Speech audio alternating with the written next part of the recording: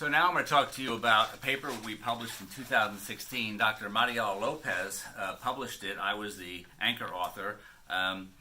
What we did was we looked back at a paper we had published about young women who developed breast stria or stretch marks after breast augmentation.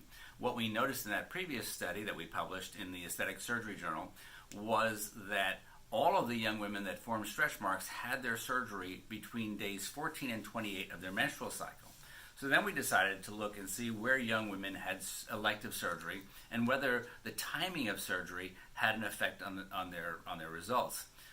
The results of that study were profound. So we published surgical timing and the menstrual cycle affect wound healing in young breast reduction patients. We published this paper in 2016 in the Aesthetic Surgery Journal.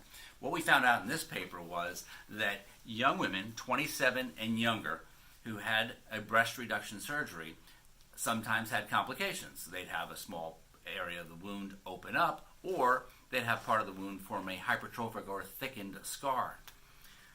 The results of our study showed that if women had their breast reduction between days 14 and 28 of their menstrual cycle, they had a 9-fold increase in surgical complications, dehiscence, wounds opening up, or thickened, hypertrophic, big wounds as a result of surgery when we monitor them over the next 6 months. Whereas women who had their surgery between days 1 and 14 had a vastly diminished incidence of surgical wound dehiscence and hypertrophic scars. The results were profound when we looked at the two groups. In fact, here's a table showing the difference between the two groups. This bar right here, the tall one, that's women who had their surgery post-ovulatory, days 14 through 28. The small one is the number of women who had their any wound problems who had their surgeries in days 1 through 14. Big difference. This was statistically significant to a large degree.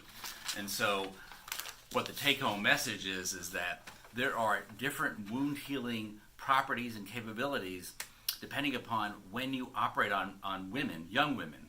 We think that it might have implications for other types of patients, and that's the subject of some ongoing studies that we're doing in the medical center with some other specialties. That's it for now. I'll talk to you next time.